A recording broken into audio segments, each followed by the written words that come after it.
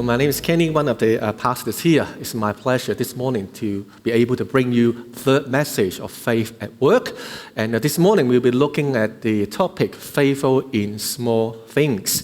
The parable Nikki just read is probably one of the most confusing, one of the most difficult parables from Jesus. And in the course of preparation, I was actually that close to change the passage because it was very, very difficult to understand. And I think the challenge is the spiritual message, the theme was actually very clear because Jesus explained that and he stated it. That was helpful. But how he got there, how he actually pressed the point, that was the most difficult bit to understand.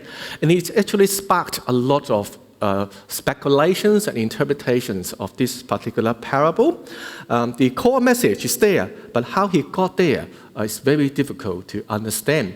And so this morning, what I will do is I will unpack the parable a little bit, and then we'll look at the spiritual lesson that Jesus was trying to tell us.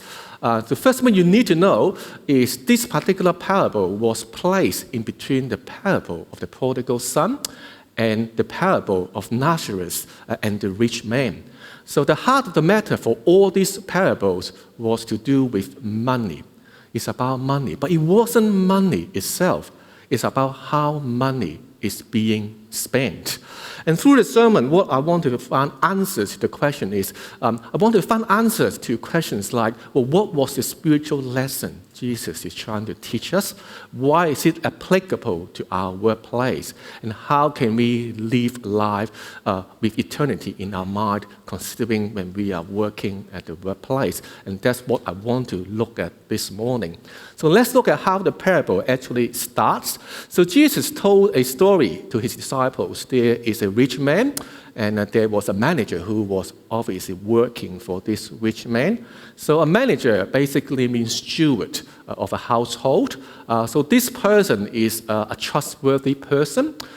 It's one of those people in the household you'll be quite comfortable to leave your children with them alone. So it's that level of trust we are talking about. And that stewards, they usually look after different things in the household, and money, financial resources of the household is definitely one of those.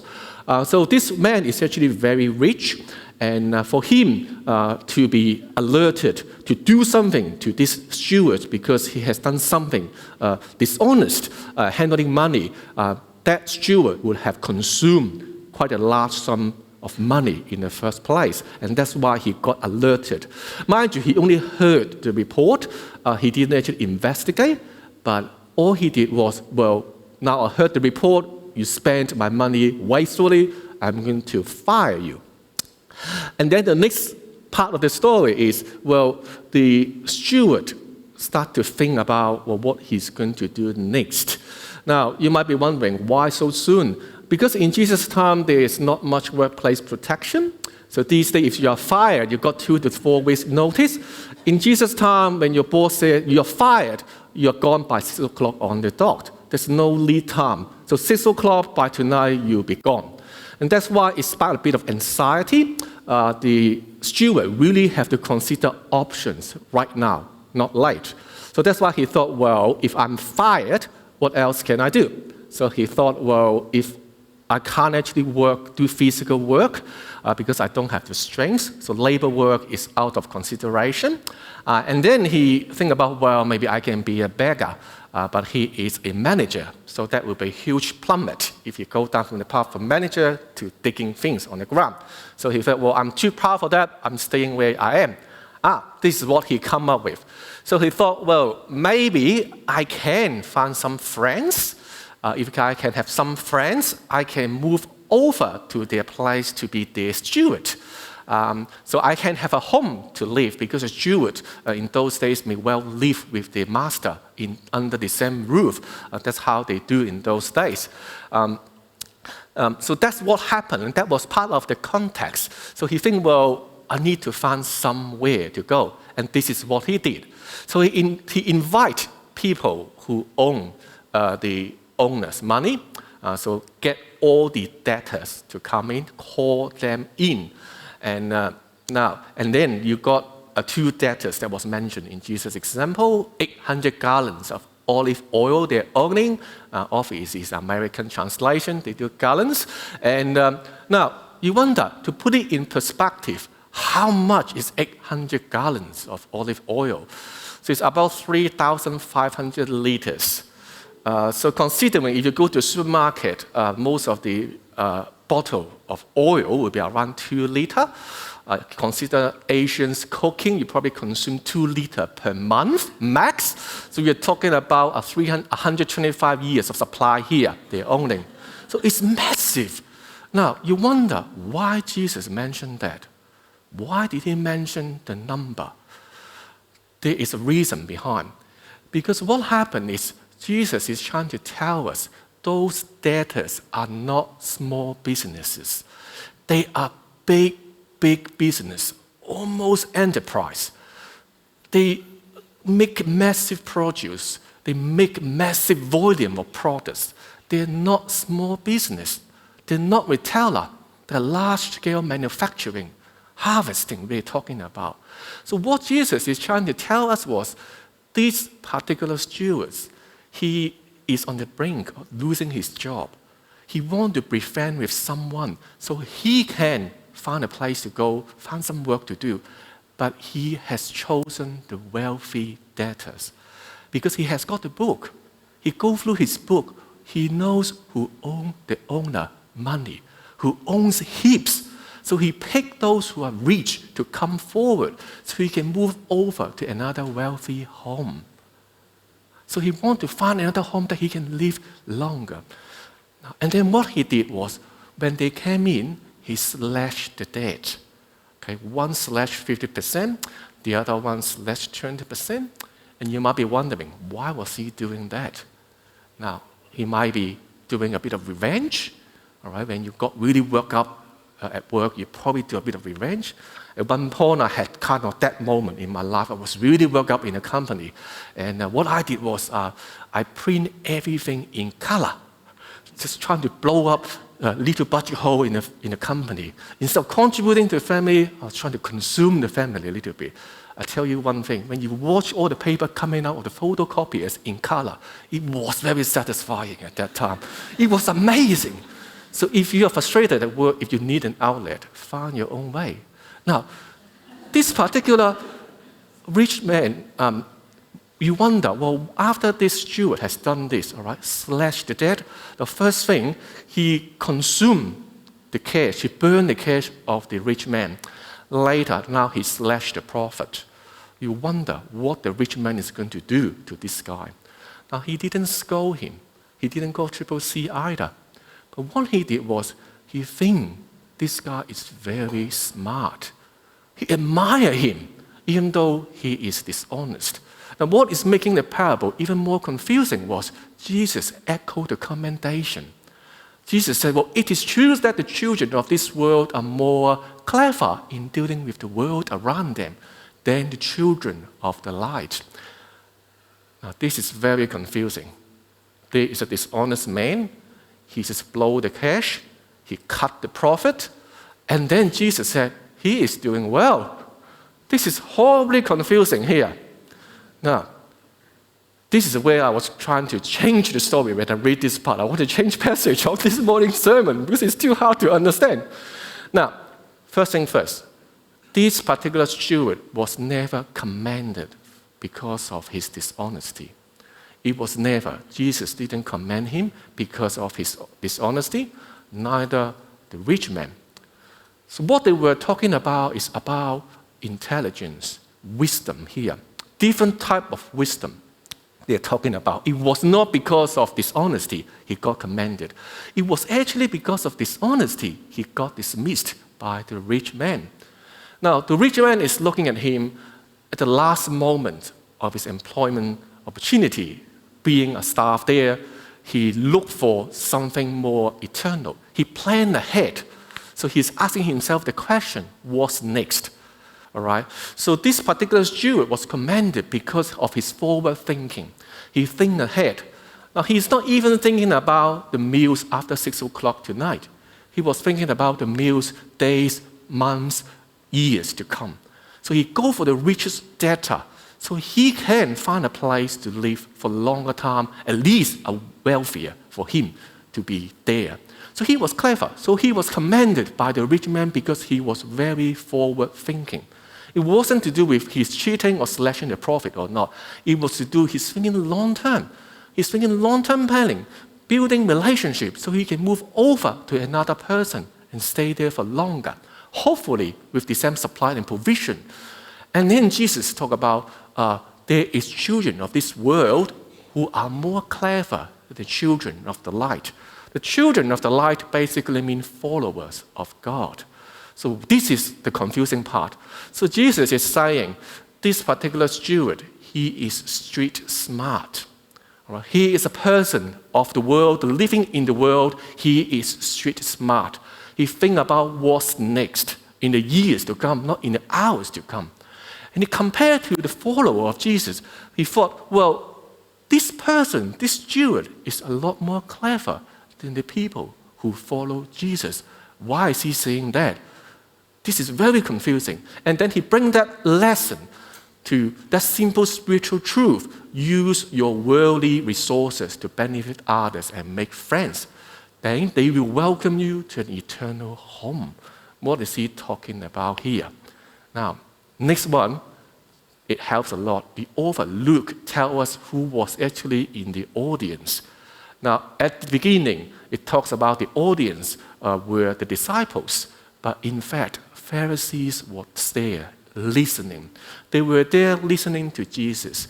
They dearly loved money. They dearly loved money. Jesus has something he wants to tell those Pharisees. Now, the Pharisees, they are not poor people. They have got quite a substantial financial resources.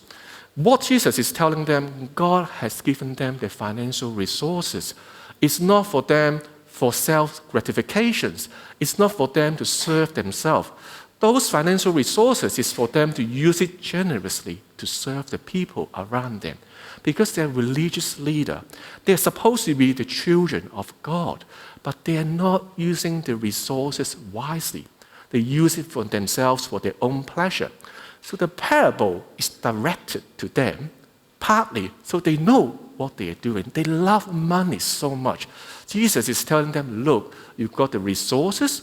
These are the resources God has given you, is to serve other people, not to serve yourself. And here, Jesus said, God knows your heart. God knows what you are doing. Now, what Jesus is trying to tell the Pharisees is, you need to know there is a spiritual lesson there. He said, the people of the world, in the world, they are street smart. This steward, when he think of how he can manage money, he cut the debt, slash the profit, so he can make friends, so he has the long-term planning in his head. Now, what Jesus is talking, on the flip side, if you are the children of God, why don't you exercise your choice using the financial resources with eternity in your mind? That's what he's telling the Pharisees. You use the resources God has given you for your own pleasure. That is an earthly need. Why don't you choose to use the resources, exercise your responsibility, and have an eternal value in it? He's telling, if people who are street smart, they are of the world, they are from the world, they live in the world, and they even have a long-term planning in their head when they think about their future, why would the followers of Jesus will not do likewise?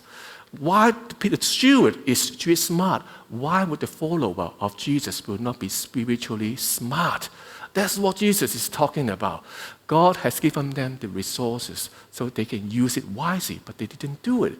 And now God is asking, money is only the means to get to spiritual maturity. Money is not about the amount. It's only an example in the parable. It's not about the amount of money. It's not about the money in itself.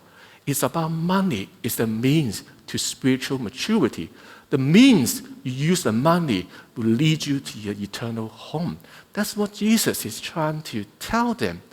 Now, we all know that if you want your children to grow, you need to give them money to spend. If you give them money to spend, they probably don't learn the lesson much. But when they come to a point they start to making their own money, maybe through a part-time job, they start to learn the stewardship of money. It's an important milestone in their life. When kids are young, you give them money, they spend money on what? Bubble teas, things that they can buy in the lolly shops, things that are so small in the adult eyes, but that is what they want to buy. But when they grow up to start to make their own earnings, they start to work out what is worth their spending. It's an important lesson for them. Using money actually train the stewardship of the resources that you are given. And that's an important lesson that leads to spiritual maturity. And it was in this context, that famous teaching of faithful in little things, you'll be faithful in large ones. That is the context of this particular teaching. If you are dishonest in little things, you won't be honest with greater responsibilities. If you're untrustworthy about worldly wealth, who will trust you with the true riches of heaven? And if you are not faithful with other people's things, why should you be trusted with things of your own? It was out of this context Jesus mentioned we need to be faithful in little things. How can you be faithful in large ones if you're not faithful in little things? What Jesus is saying is, for all the resources that is given to you, it was not meant for you to consume for your own pleasure. It was a means for you to learn, to take up responsibility, leading to spiritual maturity. Eventually, God has something bigger to give you because He wants you to do more things for Him. But the means to get there is to train you up so you can be spiritually mature. It's about preparing for eternal home, preparing for something bigger that you can do for Jesus.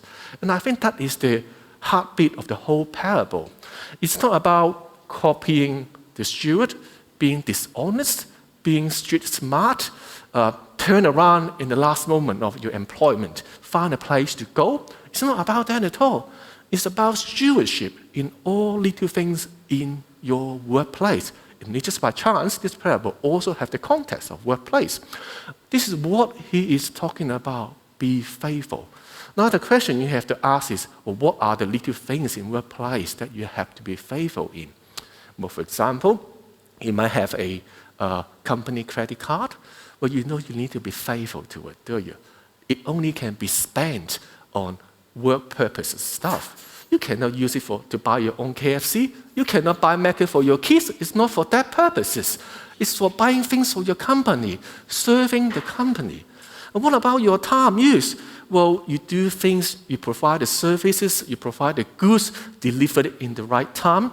You're trying to complete a report or whatever work you're doing before the due date. That's what you are supposed to do. You consume your time wisely. What about you have a phone, you have a laptop with SIM card? You're not going to use all the data to download a movie, will you? You're doing it for work. This is what you're supposed to do. Be faithful in those kind of stuff. What about a company car? When you drive, well, you drive slowly, you don't speed, try not to scratch it, even though you can test your skills, how close you can get to the front of the car.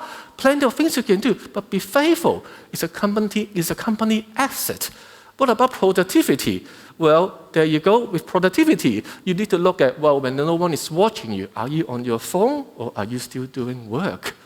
Are you watching a movie or are you listening to podcasts while you're doing your work? These are faithfulness in small things. And that's what Jesus is talking about. At work, there are plenty of examples. Photocopiers, use it wisely under normal circumstances, of course. Do what you need to do. Do not photocopy a whole recipe book and take it home. That's not the purpose. It's all for work. These are the little things God is asking. Jesus is asking us to be faithful in little things because they are important. It reflects who you are. It reflects who Jesus is. The eternal value of that is that will help you prepare for your eternal home. They will help you prepare for your next bigger responsibilities. And that is a job God is trying to give you. All these little things in your workplace, whether it's paid, unpaid, volunteer work, they all have a component. You have to be faithful in the small things. every responsibility given to you, every resource given to you, it is a means lead to spiritual maturity. It is a means for you to move further in your life, to do big things for God, who have prepared that for you. For the whole parable, it's not about the dishonest manager. We're not there to mimic what he did to the rich man. We're not even asked us to consume or blow a hole in the company's budget. But it was more to do for us to learn, not even asking us to be street smart, because what Jesus wants is not being street smart, but be spiritually wise in every decision we do. At workplace, we probably spend 1/3 of our life working for a lot of people. What Jesus is saying here, what the parable is telling us is, at work, every aspect in our life, we should look for avenue at our own disposal to prepare ourselves for eternal home. And I think that's the heart of the whole message.